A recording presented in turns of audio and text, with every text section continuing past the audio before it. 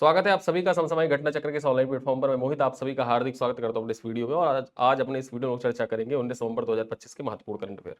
विभिन्न पत्र पत्रिकाओं जैसे Dainik Jagran, the Hindu, India Express, DD news, PIB, ANI से लेकर महत्वपूर्ण खबरों को इस वीडियो में चर्चा करते हैं। प्रतिदिन शाम को 7:30 बजे वीडियो क्लास मिल जाती है। इस वीडियो क्लास के साथ साथ में हम लोगों ने करंट अफेयर का मासिक पैकेज डिजाइन करके रखा है, जिसमें आपको प्रतिदिन करंट अफेयर की वीडियो क्लास पीपीटी, क्लास की PDF, bilingual PDF, Hindi English दोनों भाषाओं में, डेली 10 एमसीक्यू का ऑनलाइन टेस्ट, जिससे पूरे महीने में 300 एमसीक्यू के टेस्ट होते हैं। साथ ही साथ महीने के अंत में बेस्ट 100 एमसीक्यू का टेस्ट होता है और कंपाइल पीडीएफ आपको प्रोवाइड किया जाता है। साथ ही साथ जो मासिक बिहार स्पेशल और उत्तर प्रदेश स्पेशल की इंपॉर्टेंट खबरें होती हैं उनको कंपाइल करते हुए मासिक वीडियो आपको प्रोवाइड किया जाता है, उसका पीडीएफ भी आपको प्रोवाइड किया जाता है। और ये सारी सुविधाएं आप अवेल कर सकते हैं इस वीडियो के पिन कमेंट को चेक करके। ठीक है, पिन कमेंट में चेक करेंगे तो वहां पे आप हमारे वेबसाइट पर चले जाएंगे और इस पैकेज को ज्वाइन कर सकते हैं। महज 25 रुपए में आप ये पैकेज ज्वाइन कर सकते हैं। और अगर आपके वॉलेट में कुछ कॉइन है जो आपने किताबें परचेज कर रखी है घटना चक्र की, उस पर क्यूआर कोड दिया होता है, उस क्यूआर कोड को स्कैन करिएगा, आपके वॉलेट में कॉइन ऐड हो जाता है, उस कॉइन को अप्लाई कर देना तो वो मूल्य भी घट के कितना हो जाएगा, 18 रुपये 75 पैसे। और उस 18 रुपये 75 पैसे में आप इस करंट अफेयर का भरसक लाभ उठा सकते हैं। ठीक है, तो चलिए स्टार्ट करते हैं 19 नवंबर 2025 के महत्वपूर्ण current affair daily MCQ test के साथ। ये आपके यूपीपीसीएस, बीपीएससी, एलटी ग्रेड परीक्षा, UPSI, UP triple SC, Bihar SSC, दरोगा इत्यादि परीक्षाओं के लिए बहुत महत्वपूर्ण होता है। ठीक है, चलिए एक एक खबरों पर चर्चा करते हैं। 16वें वित्त आयोग ने राष्ट्रपति को अपनी रिपोर्ट सौंपी है। ठीक है, तो यहां पर सबसे पहले इंपॉर्टेंट ये हो जाता है कि जो 16वां वित्त आयोग है उसके अध्यक्ष कौन है। अरविंद पनगड़िया है। याद रखिएगा, 16वें वित्त आयोग के अध्यक्ष कौन, अरविंद पनगड़िया। यहां पर देखा जाए अरविंद पनगड़िया की अध्यक्षता वाले 16वें वित्त आयोग ने 2026-27 से 2030-31 की अवधि के लिए अपनी रिपोर्ट राष्ट्रपति को सौंप दी है। अवधि जरूर याद रखिएगा, 2026-27 से लेकर 2030-31 तक की अवधि के लिए इनकी रिपोर्ट तैयार की गई। 16 वित्त आयोग का कार्यकाल अगर पूछ लिया जाए तो 26-27 से 30-31 तक की इसका कार्यकाल है। ठीक है, यहां पर चर्चा करें अनुच्छेद 280(1) के तहत गठित इस आयोग ने केंद्र और राज्यों के बीच कर वितरण, राज्यों में आवंटन के मानदंड, अनुदान, सहायता और आपदा प्रबंधन वित्त पोषण पर विस्तृत अध्ययन किया है। केंद्र, राज्यों और विशेषज्ञों के साथ व्यापक विचार विमर्श के बाद आयोग ने 5 वर्षों की अवधि को शामिल करते हुए अपनी रिपोर्ट 2 खंडों में तैयार की है। यह रिपोर्ट अनुच्छेद 281 के तहत संसद में पेश किए जाने के बाद सार्वजनिक होगी और 2026 से 31 के लिए भारत की संघीय वित्तीय ढांचे को दिशा भी प्रदान करेगी। ठीक है, तो यहां पर देखा जाए जो अनुच्छेद 281 है इसके तहत जब संसद में पेश किया जाएगा उसके बाद इस रिपोर्ट को सार्वजनिक की जाएगी। 2 हिस्सों में 2 खंडों में इस रिपोर्ट को तैयार किया गया है। केंद्र, राज्य और विशेषज्ञों के साथ व्यापक विचार विमर्श के बाद इस रिपोर्ट को तैयार किया गया है। चलिए आगे देखते हैं। वैश्विक मीथेन उत्सर्जन पर यूएन की रिपोर्ट है, तो इसके बारे में चर्चा कर लेते हैं। इस यूएन की रिपोर्ट के बारे में चर्चा करते हैं। UN report on global methane emission 2025 चर्चा करें। संयुक्त राष्ट्र पर्यावरण कार्यक्रम जो यूनेप है, साथ ही साथ climate and clean air coalition के द्वारा 2025 ग्लोबल मीथेन स्टेट रिपोर्ट, ये है रिपोर्ट का नाम, ग्लोबल मीथेन स्टेटस रिपोर्ट। ठीक है, इस रिपोर्ट का नाम है, 2025 जारी की गई और इसमें चेतावनी दी गई है कि 2030 तक वैश्विक मीथेन उत्सर्जन कितना हो जाएगा, 369 मिलियन टन, 369 मिलियन टन पहुंच जाएगा, जो 2020 के 352 मिलियन टन से अधिक है। ठीक है, 2020 में देखा जाए तो ये आंकड़ा 352 मिलियन टन था मीथेन उत्सर्जन का, जो बढ़ के कितना हो जाएगा, 369 हो जाएगा। ठीक है, यहां पर देखा जाए यह वृद्धि ऊर्जा, कृषि और अपशिष्ट क्षेत्रों से प्रेरित है और रिपोर्ट के अनुसार वर्तमान प्रयास ग्लोबल मीथेन प्लेज जो 30% कमी का लक्ष्य है उसको पूरा करने के लिए पर्याप्त नहीं है। यहां पर जो ग्लोबल मीथेन प्लेज था इसका उद्देश्य यही था कि जो 2020 का स्तर है, 2020 का जो स्तर था मीथेन उत्सर्जन का, ठीक है, उसमें 30% की कटौती करना, ये लक्ष्य निर्धारित किया गया था। लेकिन अभी वर्तमान में जिस प्रकार से मीथेन का उत्सर्जन हो रहा है, ये 30% की कमी ये अपर्याप्त है, पूरा नहीं किया जा सकता है। ठीक है, रिपोर्ट में इन क्षेत्रों में तत्काल कार्रवाई, कड़े नियम, अधिक पारदर्शिता और अंतरराष्ट्रीय सहयोग की आवश्यकता पर जोर दिया गया है। रिपोर्ट की कुछ प्रमुख बातें, हाँ ये देख लेते हैं क्या है प्रमुख बातें। उत्सर्जन में वृद्धि, उत्सर्जन में वृद्धि की बात की गई है, पहला पॉइंट यही हो जाता है। यहां पर देखा जाए 2020 में कृषि और अपशिष्ट से प्रेरित मीथेन उत्सर्जन 352 मिलियन टन था, जो 2030 तक कितना हो जाएगा, 369 मिलियन टन हो जाएगा। ठीक है, यहीं पर अपर्याप्त प्रयास के बारे में भी कहा गया है रिपोर्ट में। मौजूदा प्रयास 2030 तक उत्सर्जन के 2020 के स्तर को 30% कम करने के लक्ष्य को प्राप्त करने के लिए पर्याप्त नहीं है। तत्काल कार्रवाई की आवश्यकता की बात की गई है।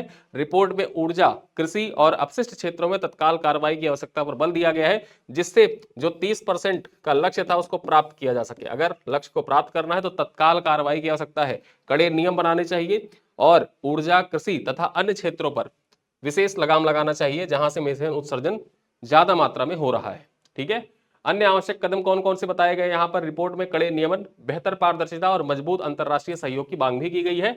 ग्लोबल मीथेन प्लेस का लक्ष्य क्या है? ग्लोबल मीथेन प्लेस का लक्ष्य मैंने आपको बता दिया कि ये लक्ष्य 2030 तक उत्सर्जन को 2020 के स्तर से 30% कम करना था। और 2020 का स्तर क्या था? 2020 का स्तर था 352 मिलियन टन। ठीक है, 352 MT था।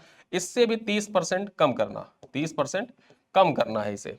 ठीक है, 352 मिलियन टन से 30% कम करने का लक्ष्य था। लेकिन अभी वर्तमान में देखा जाए जो कार्य प्रणाली जिस तरीके से चल रही है, जिस ढर्रे पर हम आगे बढ़ रहे हैं, ये कम होने के बजाय बढ़ ही रहा है। ठीक है, चलिए जो मीथेन है इसके जोखिम क्या है? मीथेन एक शक्तिशाली ग्रीन हाउस गैस है जो वर्तमान ग्लोबल वार्मिंग को लगभग 1/3 के लिए जिम्मेदार भी है। ग्लोबल वार्मिंग बढ़ाएगा और इसी वजह से देखा जाए जो मीथेन है वो पर्यावरण के लिए हानिकारक भी है। ठीक है, चलिए आगे चर्चा करते हैं। यहां पर देखें, trade intelligence and analytics portal का शुभारंभ किया गया है। ठीक है, व्यापार और उद्योग मंत्री है पीयूष गोयल, इनके द्वारा नई दिल्ली में trade intelligence and analytics portal को लॉन्च किया गया है।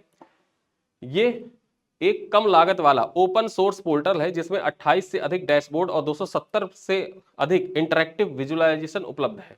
ठीक है, यहां पर चर्चा करें, इसका उद्देश्य आयातकों, निर्यातकों, स्टार्टअप्स और MSMEs को आसान, पारदर्शी और उपयोगी व्यापार डाटा उपलब्ध कराकर बेहतर निर्णय लेने में मदद करना है। यह पोर्टल व्यापार विविधीकरण, नए उत्पादों, नए बाजारों की पहचान, मुक्त व्यापार समझौतों का अधिक प्रभावी उपयोग करने में निर्यातकों की सहायता करेगा, जिससे वैश्विक सेवा क्षेत्र में अवसर और अधिक सुलभ हो सकेंगे। ठीक है, तो यहां पर वन स्टॉप सॉल्यूशन की तरह है ये trade intelligence and analytics portal. ठीक, चलिए आगे देखते हैं। अंबाजी संगमरमर को GI टैग प्रदान किया गया। अब ये जो अंबाजी संगमरमर है ये कहाँ का फेमस है और इसको GI टैग प्रदान किया गया, तो इंपॉर्टेंट हो जाता है। कुछ महत्वपूर्ण खबरें यहाँ से आपके परीक्षा के दृष्टिकोण से इंपॉर्टेंट है, सवाल यहाँ से बन सकता है। देखिए यहाँ पर, तो गुजरात के अंबाजी सफेद संगमरमर को इसकी अनोखी गुणवत्ता, चमक और टिकाऊपन के लिए जियोग्राफिकल इंडिकेशन यानी कि GI टैग प्रदान किया गया है। ठीक, ये जो अंबाजी सफेद संगमरमर है ये कहाँ का है? तो ये गुजरात का है। यहाँ पर चर्चा करें, ये टैग बानसकाठा जिले के अंबाजी मार्बल्स क्वारी और फैक्ट्री एसोसिएशन को मिला है, जो इस पत्थर की वैश्विक पहचान को मजबूत करता है और बाजार की मांग को बढ़ाता है। मुख्यमंत्री भूपेंद्र पटेल ने इसे गर्व की बात बताया है और मंदिरों तथा धार्मिक स्थानों में इसके लंबे समय से उपयोग का उल्लेख भी किया है। अंबाजी संगमरमर की ऐतिहासिक विरासत और उत्कृष्ट गुणवत्ता इसे राष्ट्रीय तथा अंतर्राष्ट्रीय बाजार में प्रमुख स्थान दिलाती है। आप बहुत से मंदिरों में जाएंगे, वहां पर आप सफेद संगमरमर देखते हैं। ठीक है, सफेद संगमरमर देखते हैं, पूरा मंदिरों का एकदम जैसे लगता है कि पूरा सफेद कलर से किसी ने पेंट कर दिया है, एक दाग, एक धब्बा भी आपको नहीं दिखता होगा। ठीक है, और वो जो मंदिर बनाए जाते हैं वो इसी अंबाजी सफेद संगमरमर से बने हुए हैं। ठीक है, तो इसी वजह से देखा जाए ये जो अंबाजी सफेद संगमरमर है इसको GI टैग प्रदान किया गया है। बानसकाठा जिले में मुख्य रूप से उत्पादित होता है ये संगमरमर, यहां से देखा जाए मुख्य रूप से यहीं का है और गुजरात से संबंधित है। चलिए आगे देखते हैं।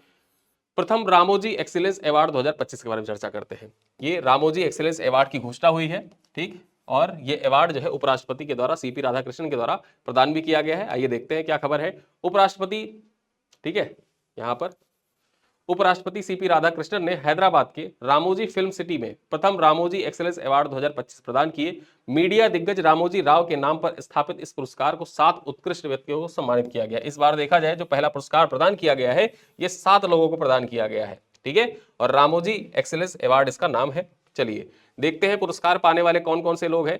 पत्रकार है जयदीप हरदिकर है। ठीक है, उसी के साथ जल संरक्षण कार्यकर्ता, नाम क्या है? अमला रुइया। सामाजिक कार्यकर्ता आकाश टंडन। जनजातीय लिपि शोधकर्ता प्रोफेसर प्रसन्ना श्री। युवा उद्यमी श्रीकांत बल्लोल, ठीक है, बोललाल। वैज्ञानिक प्रोफेसर माधवीलता गली और मानव तस्करी विरोधी कार्यकर्ता है पल्लवी घोष। ठीक है, तो ये 7 लोग हैं। इन 7 लोगों को देखा जाए तो इस बार जो पहला रामोजी एक्सीलेंस अवार्ड प्रदान किया गया है वो दिया गया है। ठीक है, चलिए आगे चर्चा करते हैं। सुरेश गोपी के बारे में चर्चा कर लेते हैं। यहां पर देखा जाए जो सुरेश गोपी है इनको मिला मनोरमा न्यूज मेकर अवार्ड। ठीक है, सुरेश गोपी को मिला है मनोरमा न्यूज मेकर अवार्ड। चर्चा करते हैं क्या खबर है। उपराष्ट्रपति CP राधाकृष्णन ने नई दिल्ली में केंद्रीय राज्य मंत्री और अभिनेता सुरेश गोपी को मनोरमा न्यूज मेकर अवार्ड 2024 प्रदान किया है। ठीक, यहां पर देखा जाए केंद्रीय राज्य मंत्री हैं सुरेश गोपी, इनको मनोरमा न्यूज मेकर अवार्ड 2024 प्रदान किया गया है। उन्होंने गोपी को सिनेमा और राजनीति में उपलब्धियों की सराहना की, मीडिया की भूमिका, युवा प्रेरणा, फेक न्यूज से मुकाबला करने और वंचितों की आवाज बनने पर भी जोर दिया है। ठीक है, और इसी कारण से देखा जाए जो सुरेश गोपी है उनको मनोरमा न्यूज मेकर अवार्ड 2024 से सम्मानित भी किया गया है। क्यों? क्योंकि सिनेमा के साथ साथ जो उनका राजनीतिक करियर है, राजनीतिक करियर की उपलब्धियां, मीडिया में उनकी भूमिका, युवाओं के लिए प्रेरणा, फेक न्यूज से मुकाबला करने में उनकी भूमिका, साथ ही साथ जो वंचित वर्ग है उसकी आवाज बनने के लिए गोपी, जो सुरेश गोपी हैं, केंद्रीय राज्य मंत्री भी हैं, इनको सम्मानित किया गया है। ठीक, चलिए आगे देखते हैं। गोवा पुलिस ने 100% साइबर फ्रॉड हेल्पलाइन रिस्पॉन्स हासिल कर रचा इतिहास। ठीक है, यहां पर ये पॉइंट आपके परीक्षा के दृष्टिकोण से जो साइबर अपराध से संबंधित सवाल आपके मुख्य परीक्षा में पूछा जाए, साइबर अपराध, तो वहां पर जब आप एग्जाम्पल लिखते हैं ना, उदाहरण, जब भी आप मुख्य परीक्षा के कोई क्वेश्चन लिख रहे हो ना, आपके दिमाग में कोई अगर उदाहरण आता है और केस स्टडी की तरह आप उसको यूज करना चाहते हैं तो उसको जरूर मेंशन किया करें। ये उदाहरण, ये एग्जाम्पल आपके परीक्षा में एक अलग ही इफेक्ट डालते हैं। आप सीधे, आपको लिखना क्या होता है, हेडिंग लिखिए, हेडिंग से रिलेटेड 2 लाइन लिखिए और अंत में एक एग्जाम्पल लिख दीजिए। ठीक, ये हेडिंग से रिलेटेड जो कंटेंट है उसको, और एक एग्जाम्पल, फिर अगली हेडिंग, फिर कंटेंट थोड़ा सा, फिर एक एग्जाम्पल। ऐसे ही आप लिखते जाएं और आपकी कॉपी बहुत बेहतर होगी, आप बहुत अच्छा नंबर पाएंगे। ठीक है, चलिए यहां पर चर्चा करें। गोवा पुलिस ने देश में पहली बार क्लाउड आधारित 1930 साइबर फ्रॉड हेल्पलाइन पर 100% रिस्पॉन्स रेट हासिल कर एक बड़ी कीर्तिमान स्थापित किया है। अत्याधुनिक सिस्टम के साथ 24/7 संचालित होने वाला ये केंद्र बेहतर voice clarity, automatic call recording और रियल टाइम मॉनिटरिंग सुविधाएं प्रदान करता है।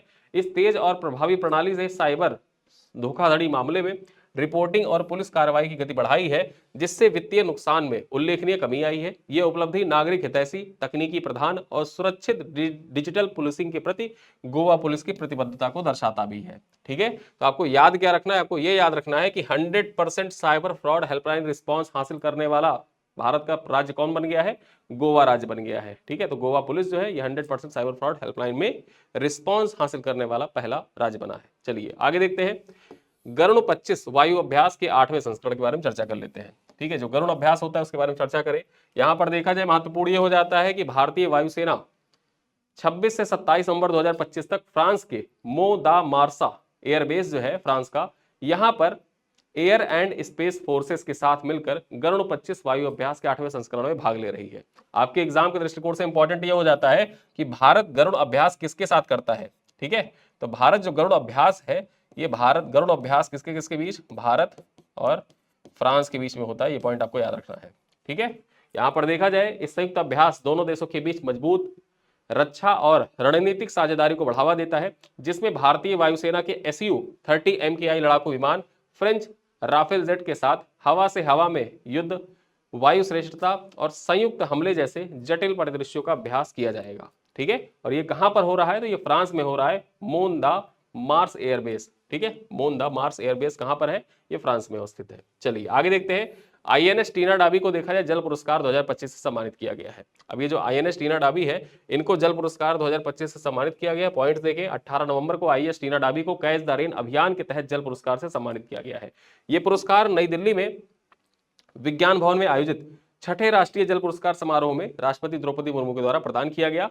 टीना डाबी राजस्थान के बाड़मेर जिले की कलेक्टर है। ठीक है, राजस्थान के बाड़मेर जिले की कलेक्टर है और बाड़मेर जिले को देखा जाए जल संरक्षण के लिए पहला स्थान मिला था। जो जल पुरस्कार प्रदान किए गए थे, 6ठा जल पुरस्कार, उसमें जो बाड़मेर जिला था, बाड़मेर जिले को जल संरक्षण के लिए पहला पुरस्कार मिला था। और इसी वजह से जो टीना डाबी है वहां की DM है, DM को देखा जाए जल पुरस्कार से सम्मानित किया गया है। ठीक, चलिए आगे देखते हैं। राष्ट्रीय गोपाल रत्न पुरस्कार का ऐलान कर दिया गया है। अब ये जो राष्ट्रीय गोपाल रत्न पुरस्कार है आपके परीक्षा के दृष्टिकोण से महत्वपूर्ण भी हो जाता है। आपके प्रीवियस ईयर क्वेश्चन पेपर में यहाँ से सवाल आया भी है गोपाल रत्न अवार्ड से। यहाँ पर देखें तो 17 नवंबर को केंद्रीय पशुपालन मंत्रालय ने राष्ट्रीय गोपाल रत्न पुरस्कार का ऐलान किया है। ठीक है, तो गोपाल रत्न पुरस्कार जो होता है ये किसके द्वारा प्रदान किया जाता है, ये केंद्रीय पशुपालन मंत्रालय के द्वारा प्रदान किया जाता है। इस साल ये अवार्ड महाराष्ट्र के कोल्हापुर के किसान है अरविंद यशवंत पाटिल, नाम याद रखना, अरविंद यशवंत पाटिल को इस बार जो गोपाल रत्न, राष्ट्रीय गोपाल रत्न पुरस्कार है वो प्रदान किया गया। प्रथम पुरस्कार इन्हीं को प्रदान किया गया है। ठीक है, प्रथम पुरस्कार इन्हीं को प्रदान किया गया है। कल इस पे गोपाल रत्न अवार्ड जो है इस पर एक डिटेल वीडियो कल आ जाएगा, उस डिटेल वीडियो में आप देखिएगा किस किस कैटेगरी में अलग अलग किसको प्रदान किया गया, लेकिन प्रथम पुरस्कार जो प्रदान किया गया उसकी बात मैं यहाँ पर कर रहा हूँ। किसे दिया गया प्रथम पुरस्कार? किसान है अरविंद यशवंत पाटिल। संबंध कहां से है? महाराष्ट्र के कोल्हापुर से इनका संबंध है। चलिए देखते हैं, यह पुरस्कार स्वदेशी गाय और भैंसों की नस्लों को पालने में सर्वश्रेष्ठ डेयरी किसान को प्रदान किया जाता है। यह पुरस्कार 26 नवंबर को राष्ट्रीय दुग्ध दिवस समारोह में आयोजित किया मतलब प्रदान किया जाएगा। ठीक, तो यहां पर एक पॉइंट आपको और भी मिल गया कि राष्ट्रीय दुग्ध दिवस कब मनाया जाता है? यह मनाया जाता है 26 नवंबर को। ठीक, 26 नवंबर को मनाया जाता है। और राष्ट्रीय दुग्ध दिवस किसकी जयंती पे सेलिब्रेट किया जाता है? तो वर्गीज कुरियन। ठीक, वर्गीज कुरियन। अब आप कमेंट बॉक्स में एक चीज बताइएगा, ठीक है, कि वर्गीज कुरियन ने एक फिल्म में अभिनय किया था। एक फिल्म थी, फिल्म में अभिनय किया था इन्होंने, वो फिल्म बहुत फेमस है। उस फिल्म का नाम आप कमेंट बॉक्स में बताइएगा कौन सी फिल्म थी वो। ठीक, आगे देखें, कॉमनवेल्थ चेस चैंपियनशिप 2025 में भारत ने 2 गोल्ड मेडल जीते हैं। यहां पर देखा जाए तो 16 नवंबर को 12 साल के माधवेंद्र ने 2025 कॉमनवेल्थ चेस चैंपियनशिप में 2 गोल्ड जीतकर इतिहास रच दिया है। मलेशिया के कुआलालंपुर में यहां पर देखा जाए 8 से 16 नवंबर के बीच ये चैंपियनशिप आयोजित की गई थी। एमपी के मानवेंद्र प्रताप शर्मा ने इस दौरान अंडर 20 स्टैंडर्ड फॉर्मेट में और अंडर 80 ब्लिट्स फॉर्मेट में गोल्ड मेडल जीता है। ठीक है, तो आपको याद ये रखना है कि कॉमनवेल्थ चेस चैंपियनशिप 2025 इसका आयोजन कहां पर हुआ था? कुआलालंपुर में हुआ था, मलेशिया में। ठीक है, कब से कब तक? 8 से लेकर 16 नवंबर के बीच में, 8 से 16 नवंबर के बीच में। और वहीं पर जो मानवेंद्र प्रताप है, मानवेंद्र प्रताप शर्मा, इन्होंने 2 गोल्ड मेडल यहां पर जीते हैं। किस किस कैटेगरी में जीते हैं? कैटेगरी आप याद रख सकते हैं, अंडर 12 स्टैंडर्ड फॉर्मेट और अंडर 80 ब्लिट्स फॉर्मेट में जीता है। ठीक है, चलिए आगे देखते हैं थोटा तरडी के बारे में। जो थोटा तरडी है, इनको फ्रांस के प्रतिष्ठित सेवेलियर डी आर्ले ड्रेस आर्ट्स एंड डेस लेटर्स से सम्मानित किया गया है। ठीक है, यहां पर देखा जाए कला के क्षेत्र में दिया जाने वाला यह फ्रांस का सर्वोच्च सम्मान है। चर्चा कर लेते हैं। भारतीय सिनेमा के मशहूर आर्ट डायरेक्टर है थोटा तरडी। इनको भारतीय सिनेमा कला और विजुअल डिजाइन में योगदान के लिए फ्रांस के प्रतिष्ठित सेवेलियर डी आर्ल डेस आर्ट्स एंड डेस लेटर्स पुरस्कार से सम्मानित किया गया है। ठीक, या सीधे सीधे आपसे यह पूछेगा कि कला के क्षेत्र में प्रदान किया जाने वाला प्रतिष्ठित फ्रांस के पुरस्कार से सम्मानित व्यक्ति कौन? थोटा तरडी। चलिए देखा जाए तो यह पुरस्कार उन्हें चेन्नई के एलायंस फ्रैंकेस में आयोजित एक समारोह के दौरान प्रदान किया गया। अगली खबर क्या है? टॉम क्रूज के बारे में है। टॉम क्रूज के बारे में इंपॉर्टेंट खबर है, देख लेते हैं। बहुत इंपॉर्टेंट हो जाता है आपके एग्जाम के दृष्टिकोण से भी। टॉम क्रूज को गवर्नर्स अवार्ड में एकेडमी मानद पुरस्कार से सम्मानित किया गया है। ठीक है, यानी कि मानद ऑस्कर पुरस्कार, मानद ऑस्कर पुरस्कार से इनको सम्मानित किया गया है। हॉलीवुड अभिनेता टॉम क्रूज को 63 वर्ष की उम्र में गवर्नर्स अवार्ड में मानद ऑस्कर से सम्मानित किया गया है। यह सम्मान उन्हें 40 से अधिक वर्षों के अपने सिनेमाई करियर और फिल्मों में उनके योगदान के लिए प्रदान किया गया है। फिल्म निर्माता एलेजांद्रो, ठीक है जी, इनारुतु ने उन्हें यह पुरस्कार प्रदान किया है। टॉम क्रूज को 40 से अधिक वर्षों में 4 बार ऑस्कर के लिए नामित किया गया था, लेकिन 4 बार नामित किया गया, उनको ऑस्कर कभी नहीं मिला। और इस बार देखा जाए उनको मानद ऑस्कर से सम्मानित किया गया, पहली बार उनको ऑस्कर मिला हुआ है। अंतिम खबर क्या है? 24वीं एशियन आर्चरी चैंपियनशिप 2025 के बारे में। अब यहां पर जो 24वीं एशियन आर्चरी चैंपियनशिप 2025 है, इसमें भारत नंबर 1 रैंकिंग पर रहा है। ढाका में 24वीं एशियन आर्चरी चैंपियनशिप में भारत ने कुल 10 पदक, 6 स्वर्ण, 3 रजत, 1 कांस्य जीतकर एक नया रिकॉर्ड बनाया है। अंकित भकत और धीरज बोम्मादेवरा ने रिकवर व्यक्तिगत स्पर्धा में स्वर्ण पदक जीतकर दक्षिण कोरिया के दबदबे को तोड़ा भी है। प्रमुख उपलब्धियां क्या रही? कुल पदक कितने जीते भारत ने? यहाँ 10 पदक, 6 स्वर्ण, 3 रजत, 1 कांस्य जीता है। व्यक्तिगत रिकवर स्वर्ण पदक के बारे में चर्चा कर ले तो अंकित भकत और धीरज बोम्मादेवरा ने पुरुषों तथा महिलाओं दोनों में व्यक्तिगत रिकवर स्पर्धाओं में स्वर्ण पदक जीता है। ऐतिहासिक जीत है ये। जो अंकिता भगत है, अंकिता भगत, इन्होंने पेरिस ओलंपिक रजत पदक विजेता को हराया है, जबकि धीरज एशियाई चैंपियनशिप में व्यक्तिगत खिताब जीतने वाले पहले भारतीय पुरुष भी बने हैं। ठीक है, और यहां पर देखा जाए जो टीम रिकवर है, टीम रिकवर स्वर्ण, तो 18 साल बाद पुरुषों की रिकवर टीम ने भी स्वर्ण पदक जीता है, जो एक महत्वपूर्ण उपलब्धि है। ठीक है, अब चलिए कुछ प्रश्न है आपसे, उन प्रश्नों का उत्तर आप कमेंट बॉक्स में दीजिएगा।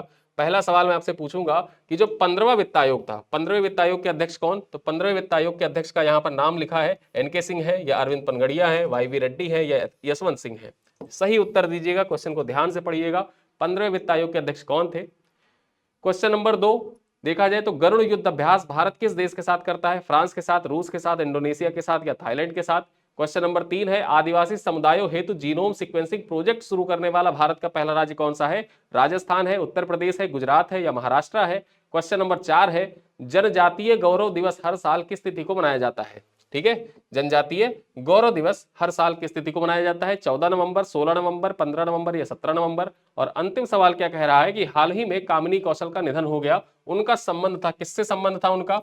फिल्म जगत से, उद्योग जगत से, अर्थशास्त्र से या विज्ञान जगत से? ठीक है, 4 ऑप्शन है, इन 4 ऑप्शनों में कौन सा ऑप्शन सही है कमेंट बॉक्स में करके बताइएगा आप उत्तर, और पूछे गए सभी प्रश्नों का उत्तर आप कमेंट बॉक्स में जरूर दीजिएगा।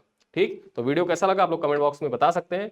वीडियो पसंद आए तो वीडियो को लाइक करिएगा, अपने दोस्तों के साथ साझा करिएगा और हमारे चैनल को सब्सक्राइब करिएगा। मिलते हैं अगली क्लास में, तब तक के लिए बहुत बहुत धन्यवाद।